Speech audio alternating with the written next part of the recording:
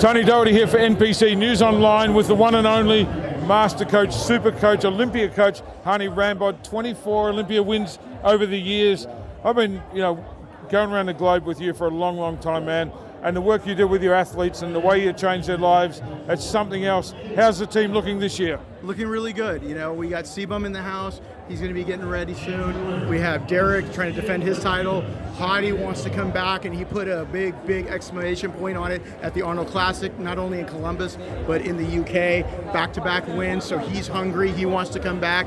And again, it's just making everybody better. These guys are going next level.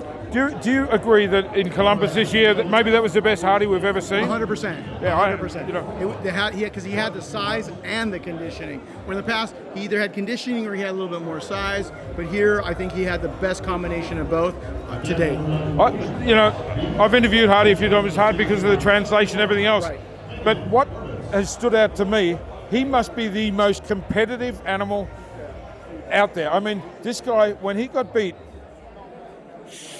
I don't know if that spurred him to look like that, but I'm sure he left no stone unturned, because when he walked out at the Arnold, it was like lights out. I mean, I thought it was just one of the most biggest knockout wins in open bodybuilding we've seen in years. Yeah, I agree 100%. I think that the spurred that was the fact that he lost the Olympia, and he said, I'm never going to do that again. I want to be able to step it up. And he trains like an animal, he focuses like an animal, and he really goes next level like an animal. I mean, he really is a different breed. And I think what people need to acknowledge, Hany, is that everyone goes through hardships in a prep. Everybody, something happens in their life, someone gets sick or passes away or lose their job or the relationship turns to shit or whatever.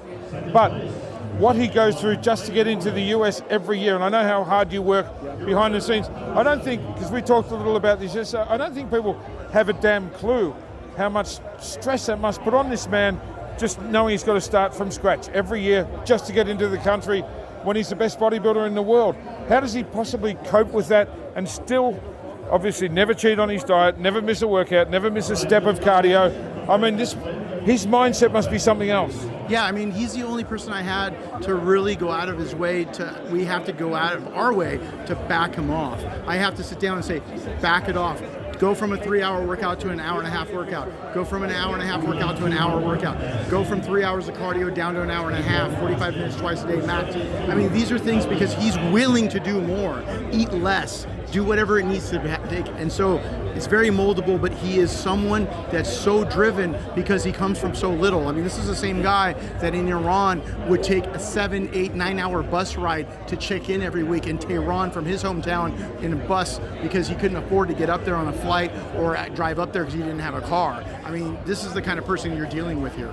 I'm glad you shared that with us, because I think a lot of people don't know Hadi and what drives him and everything else. And I've watched from afar. So I'm glad you've explained that to me, because I'm not surprised that he's so coachable, but also you've got to back him off, because when you go through what he has to every single year just to do your job, no one else has to do that. He never complains. No, he complains because he says, I wish that I didn't have to do all this because look at how much better I would be. But on the flip side of that, I think he's as good as he is because he deals with stuff like this. How much better I could be.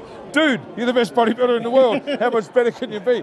I mean, I really appreciate you sharing that with us. Yeah. Because me, I'm right into the whole mindset of everything. Right. And I've wondered from afar, just how strong is this guy's mind? I think you've answered every question I had. Yeah, obviously Derek is the best bodybuilder in the world, at correction, because he's Mr. Olympia. But Derek is now leveling up, and we're going to take a quick look at him when he gets on stage and see the improvements that he's making in the off season to try to turn around and be able to regain the title. So you got these guys that are pushing each other, and it reminds me of Ronnie and Jay. It really is. Pushed each other. Right, but how is it that you coach both of them? Like, you can't have a favorite. Do you have a favorite? Who's your favorite? No, I didn't. When I trained Jay and Phil, I didn't have a favorite. I brought both of them in the best I can and let them be able to execute the plan and let the judges sort out the rest. And for me, it's really about them trying to come in their all-time best. And who knew at the time that was your warm-up for this new rivalry in bodybuilding? And you've still got the top two, Hany. Yeah, you're incredible. I know how much time and effort and love you put into your athletes. So